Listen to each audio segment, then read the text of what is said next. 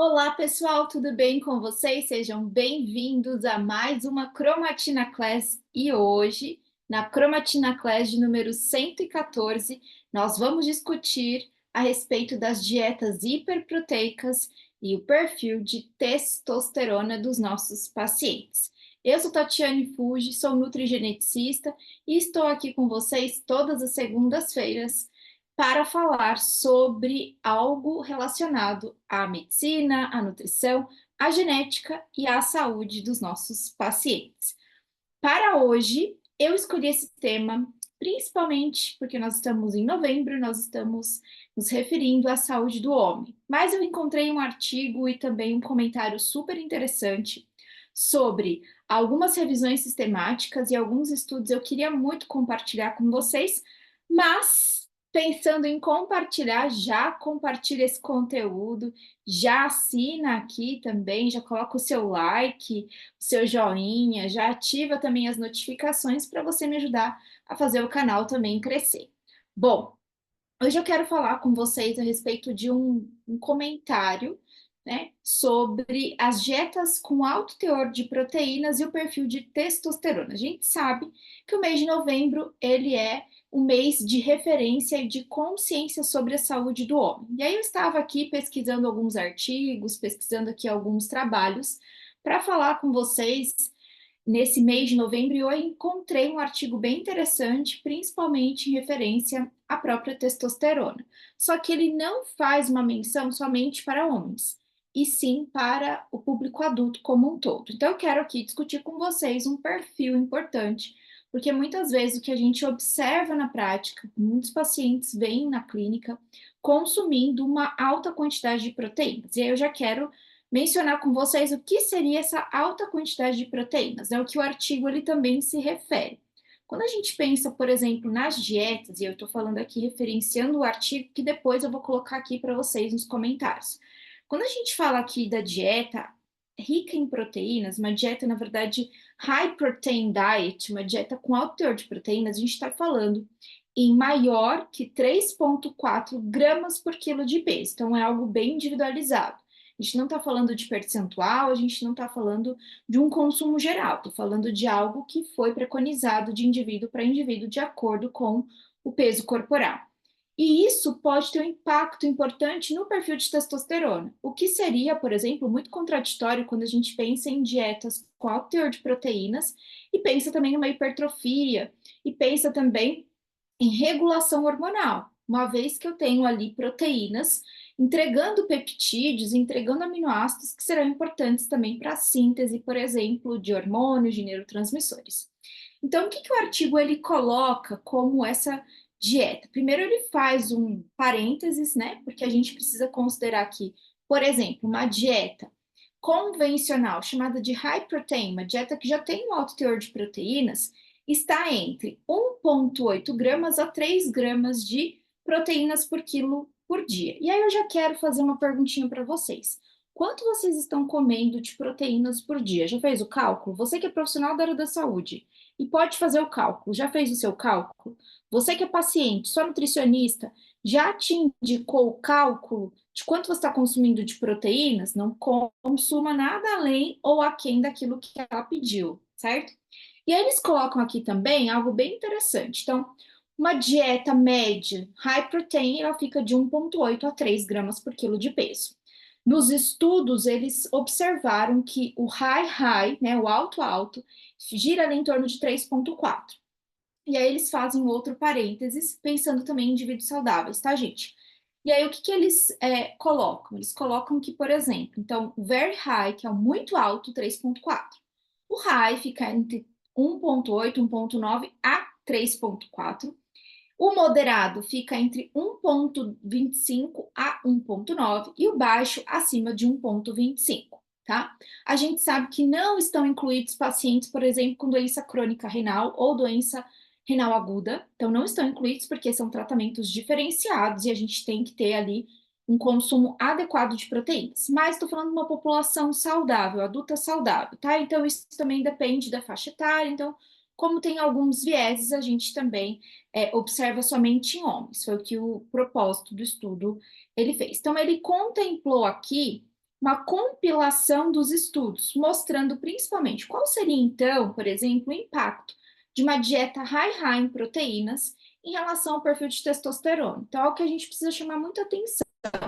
Quando a gente tem uma dieta com muita proteína, então acima de 3,4 foi o que eles observaram, a gente precisa observar muito bem um perfil metabólico. Eu que gosto muito da metabolômica e trabalho com metabolômica na prática clínica, eu observo muito bem a questão do ciclo da ureia. E se você quiser uma cromatina class falando sobre o ciclo da ureia, já comenta aqui, para eu providenciar ainda esse mês de novembro, tá certo? Quando a gente pensa no ciclo da ureia, o excesso de proteínas que a gente consome na dieta, a gente automaticamente aumenta a ativação do ciclo da ureia e de todos os seus metabólitos intermediários, concorda? Porque eu vou ter uma quantidade de proteínas muito maior na minha dieta e eu preciso fazer com que essa proteína ela seja metabolizada. E aí, então, eu ativo mais esse ciclo da ureia. Eu vou deixar tudo isso muito bem documentado, se você curtir e comentar aqui que você quer uma cromatina class sobre o ciclo da ureia. Mas esse excesso de proteína pode também gerar uma sobrecarga no ciclo da ureia e principalmente colaborar com o aumento de amônia nas concentrações sanguíneas, né? Uma hiperamonioemia. Então, você tem um aumento de amônia nas correntes sanguíneas e isso faz com que a gente tenha um perfil de toxicidade, porque o excesso de amônia é tóxico. Se eu tenho prejuízos no ciclo da ureia, eu aumento a concentração de amônia e isso é tóxico, principalmente para o nosso cérebro. Então, eu tenho que ter uma visão muito integrativa desse cenário. Então, não é só consumir uma quantidade muito alta de proteínas, mas eu preciso também saber como estão as funções digestivas desse meu paciente, a capacidade dele metabolizar essa resposta bioquímica do corpo dele, né? O quanto que ele é responsivo a essa metabolização, como que é o perfil hepático desse paciente em relação, por exemplo, às transaminases, porque essas transaminases, elas vão sugerir complicações e deficiências nesse processo também de metabolização e principalmente o ciclo da ureia, quando a gente olha para nossa querida e amada metabolômica. Então, eu preciso contemplar como esse paciente ele faz esse processo de digestão e preciso pensar também na microbiota intestinal dele, porque um excesso de proteínas pode também ser muito sugestivo a uma multiplicação ali, a um aumento de proliferação de bactérias que não são tão interessantes assim, mas que vão crescer nesse ambiente com muita proteína. Fora que, né, o excesso de proteínas a gente já sabe que aumenta a fermentação e nessa fermentação a gente gera flatulências e essas flatulências geralmente têm um cheiro bem fétido, né? Então, isso é muito interessante, isso a gente já sabia. Agora, o porquê que essa testosterona, ela tende a oscilar, a reduzir quando a gente tem esse aumento muito grande da dieta high protein, é o que esse estudo ele foi discutir. Então, ele começa falando um pouquinho sobre essas dietas, então, localizando ali o leitor, né, de acordo com o que é considerado muito alto, moderado e baixo, que eu já comentei com vocês. E aí ele fala um pouquinho também do processo de digestão, que é super importante, e também fala um pouquinho sobre o ciclo da ureia. E aí é interessante que dentro desse artigo eles colocam nessas terminologias e falam, por exemplo, olha, por exemplo, vou colocar aqui, uma dieta vegana, ela tem um pouquinho mais de dificuldade, não quer dizer que ela não vai ter uma quantidade muito alta de proteínas, mas ela tem um pouquinho mais de dificuldade, até mesmo pela tolerância, né, do paciente. Mas geralmente ela tem um perfil ali de proteína um pouco mais adequado, né? Então, ela gira do moderado até o baixo ali, dependendo da orientação nutricional do paciente. Se eu tiver, por exemplo, uma dieta do Mediterrâneo, uma dieta vegetariana, uma dieta cetogênica, uma dieta low carb, já está ali no moderado. Lembra, o moderado é de 1,25 a 1,9. Se eu tiver uma dieta, por exemplo, paleolítica, dieta carnívora, dieta para bodybuilders ou dieta para atletas, ela fica no high entre 1,9 a 3,4. Tá, e quem consome acima de 3,4? Ou está fazendo uma inadequação, pensando no que a gente entende como saúde, né? Então a pessoa está consumindo muito mais do que deveria, ou ainda, muitas vezes, é um paciente que tem alguma condição catabólica e aí precisa fazer esse consumo aumentado. Quando a gente pensa numa condição catabólica, a gente tem que observar que é um paciente, muitas vezes, que ele não pratica uma atividade física intensa, ele não faz um exercício intenso. Condições catabólicas, como, por exemplo, um câncer, o paciente está debilitado pelo próprio desenvolvimento da doença, e não necessariamente porque ele tem ali um objetivo de se tornar um superatleta. Então, a gente precisa levar isso em consideração. Eles aqui não estão levando em consideração condições catabólicas. Muitas vezes, nós, enquanto profissionais, precisamos de uma quantidade aumentada de proteína na dieta exatamente para essas condições catabólicas, mas não é exatamente isso o artigo aqui está trazendo dos pacientes, ele está trazendo um público considerado, entre aspas, saudável, tá certo? Então, isso aqui é bem importante. E aí, ele discute um pouquinho também do efeito desse aumento de amônia no perfil tóxico, tanto ali para a função gastrointestinal, quanto, por exemplo, para a redução na absorção dessa proteína, porque você, na verdade, se você tem um excesso de amônia, se você tem alteração no ciclo da ureia, sua metabolização proteica ela é prejudicada. E isso vale, gente, algo que é muito importante. Quando a gente pensa em proteínas, a gente precisa pensar no processo de digestão.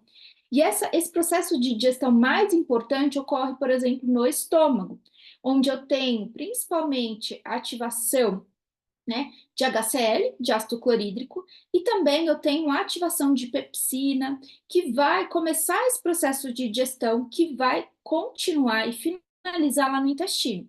Então, eu preciso de uma condição de mucosa, uma condição de liberação dessas enzimas, né, uma contemplação neurofisiológica muito bem orquestrado, muito bem adequado.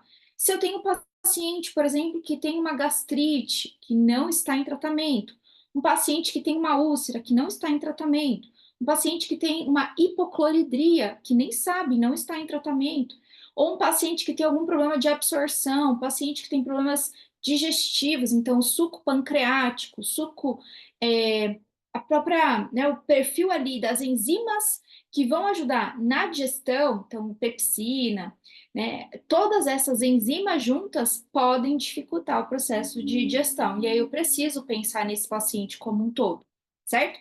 Lembrando que muitas vezes, quando a gente pensa na proteína, eu não estou falando só de algum suplemento, estou falando da contemplação do alimento. Então, o alimento, por exemplo, que vai ter mais proteína, geralmente ele vai ter também um pouco de gordura, um pouco de lipídios, e aí eu posso ter mais dificuldade também nesse processo de digestão, no processo de quebra desse alimento, para que ele chegue, por exemplo, lá para as minhas células, lá para os meus enterócitos, de uma forma um pouco mais facilitada para essa absorção. E aí eu preciso pensar em como que está o meu intestino para receber esse alimento, né? Para liberar, por exemplo, para que o fígado possa terminar essa metabolização e aí depois eu possa fazer uma boa distribuição para todos os outros tecidos que são importantes para, por exemplo, formação de tecido muscular, para a formação de membranas, para a formação de enzimas, né, para a própria síntese proteica. Então, para a própria síntese do meu DNA, para a própria confecção do meu DNA, eu vou precisar de proteínas. E aí o estudo colocou o seguinte, olha, não é porque você tem muita proteína na dieta que isso automaticamente vai se transformar em maior perfil de testosterona, contribuindo, por exemplo, para uma hipertrofia. Porque muitas pessoas cursam com dificuldades na própria digestão, em algo básico. Então, eu preciso pensar no básico primeiro do meu paciente. Isso pode ter uma queda, pode levar a uma queda de testosterona, exatamente pelo prejuízo no ciclo da ureia, certo? Então, tomar bastante cuidado. Eles colocam aqui, ó. Então, o que que acontece? Se eu jogo muita proteína na dieta, um outro fator importante. Joguei muita proteína na dieta, vamos supor que é uma proteína ali que eu coloquei via suplementação. Então, não tem muita gordura envolvida. Mas esse aumento de proteína, ele também sugere uma saciedade maior. Então, se eu tenho, por exemplo, mais proteínas, eu tenho uma eu tenho um esvaziamento gástrico um pouco mais reduzido, né? E esse esvaziamento gástrico mais reduzido me proporciona um perfil de um pouquinho mais saciedade. A gordura também te dá saciedade, o carboidrato complexo rico em fibras te dá saciedade. Mas quando a gente pensa ali na proteína, a gente também está pensando no esvaziamento gástrico um pouco mais lento, para te dar um pouquinho mais de saciedade. E aí, então, eu preciso identificar que dentro dessa proporção eu reduzo carboidratos e reduzo, por exemplo, lipídios, gorduras. E aí vai ter uma quantidade muito maior de proteínas. E aí isso faz com que eu tenha uma redução substancial do perfil de testosterona, exatamente por prejuízos nesse processo de digestão e absorção e também pelo próprio processo ali do ciclo da ureia. Então, o que eles colocam aqui de conclusão nessa meta-análise, né? Aqui é um comentário de um pesquisador referindo-se à meta-análise de outros pesquisadores.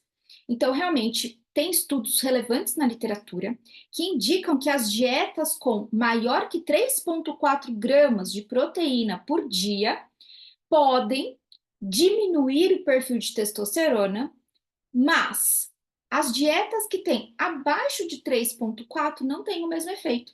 Então, olha só, parece algo muito sutil, mas que pode fazer toda a diferença na vida do paciente. Principalmente se ele tem, por exemplo, uma regulação, eles chamam de upregulate, ou seja, tem uma regulação aumentada ali do ciclo da ureia, porque eu vou precisar dessa metabolização. E se eu tenho qualquer dificuldade na produção daqueles metabólitos intermediários, lembrando também que para o ciclo da ureia eu preciso de ATP, né? Então a gente tem ali as primeiras enzimas, a gente precisa de ATP. E aí, se eu tenho alterações na produção desse ATP, se eu tenho alteração, por exemplo, lá no ciclo de Krebs, ou tenho alteração lá nas mitocôndrias, como que eu vou produzir esse ATP? Esse ATP é importante. Então, uma dieta high pode ser muito prejudicial, ao passo que uma dieta moderada, alta moderada, já tem um impacto muito menor, né? Muito menor. E aí eles comentam aqui que essa redução, ela é importante, por quê, gente? Porque é uma redução que vai favorecer uma dificuldade nessa produção ali, liberação de testosterona. Eles tinham colocado até a quantidade ali que pode resultar nessa diminuição, e essa redução não é uma redução, por exemplo, que acontece de uma forma prolongada. Ah, eu preciso comer durante quanto tempo essa dieta, Tati? Eles falam assim, olha, os efeitos adversos na produção de testosterona e nas concentrações de testosteronas, com uma dieta acima de 3,4, podem continuar acima de 2 semanas desde o início dessa dieta. Então, ela pode ter um efeito prolongado. Então, consumir essa dieta, e essa dieta ela já vai favorecer esse processo de metabolização mais dificultado. Se eu prolongar essa dieta e quando eu interromper e voltar para uma dieta, por exemplo, com uma concentração moderada de proteína, os efeitos são prolongados em até 2 semanas. Então, gente, não é brincadeira. Levem muito a sério quando o profissional te prescrever lá a quantidade certinha de proteínas, porque a gente vive num mundo em que parece que tudo é proteína, né? Então, tudo que a gente fala é proteína. A proteína, ela tem sua importância, sim, assim como o carboidrato, assim como o lipídio, assim como as enzimas, assim como o processo de digestão, de absorção. Tudo isso é muito importante. Mas cada indivíduo responde de uma maneira diferente. Eu não posso colocar aqui todo mundo dentro de um pacote. Eu sei que o estudo, ele foi ali e observou 4 outros estudos para contemplar essa meta-análise e eles chegaram nesse número de 3,4, acima de 3,4. E isso pode ser realmente uma verdade muito importante para a maioria das pessoas. Mas existem pacientes que a gente vai observar na prática que eles vão responder de uma forma muito mais dificultada, por exemplo, essa testosterona, quando eles têm acima de 3 gramas. Né? Aqui foi o que o estudo populacional disse. E por que eu estou dizendo isso de uma forma mais individual? Porque cada paciente é único. E para isso a gente utiliza as ferramentas das ciências ômicas, da nutrição de precisão, por exemplo, a nutrigenética. Aqui eles falaram do ciclo da ureia, que a gente olha para onde? Para a metabolômica. Eles sempre citam a parte do microbioma intestinal, então saúde intestinal. Mas eu quero chamar a sua atenção para que a gente possa realmente observar o perfil individual do paciente. E a gente só consegue observar esse perfil, por exemplo, no momento em que ele tem uma predisposição, não necessariamente ele está tendo algum efeito colateral nesse momento, pelo perfil genético. E o perfil genético, ele vai ser um perfil que a gente vai observar e esse perfil ele não vai mudar durante a vida do paciente. Ele contempla informações que o paciente ele herdou e ele tem a predisposição de resposta ou não. Então, existem pacientes que vão se dar muito bem até 3,4, outros que realmente acima de 3,4 não vai ser legal, mas tem outros que serão mais sensíveis e eu preciso saber o quão sensível é esse meu paciente. E uma das maneiras de nós identificarmos, por exemplo, essa tal sensibilidade é fazendo uma avaliação nutrigenética nesse paciente, identificando ali alguns marcadores que podem nos sugerir o aumento de proteína, o aumento de carboidrato, o aumento de lipídios ou o contrário também. Tá certo? Para que isso fique um pouquinho mais claro para você que de repente está por aqui, começando seus estudos em nutrigenética, em nutrigenômica, se você é médico, se você é nutricionista, se você é profissional da área da saúde ou ainda é estudante, eu quero te fazer um convite, porque agora no mês de novembro nós estamos com uma promoção, que é o curso Genética para Nutris. É um curso básico para que você saiba de onde vêm essas informações genéticas e por que que os artigos ou por que que os laboratórios trabalham com essas informações, como eles trabalham com essas informações. O curso está totalmente gravado, você vai ter acesso durante 6 meses e durante o mês de novembro nós estamos com 60% de desconto exatamente para que você possa aproveitar essa oportunidade. Eu vou deixar um link aqui na descrição para que você não perca essa oportunidade. Se você já sabe de tudo isso, mas conhece alguém que precisa saber, não deixe de indicar também. Tá certo? Espero que vocês tenham gostado. Eu gostei bastante do estudo. Eu vou deixar também aqui na descrição a referência completa para que vocês possam baixar, depois possam ler um pouquinho mais. Eu quero que vocês comentem como que está a dieta de vocês em relação a proteínas, em relação como que está o seu perfil de testosterona, você que é homem, você que é mulher, você que treina, você que se alimenta bem, você que realmente prioriza a sua saúde, como que está o seu perfil? Comenta aqui, eu quero saber mais. Beijo grande, fiquem com Deus e até a próxima Cromatina Class da semana que vem. Tchau, tchau, gente. Obrigada.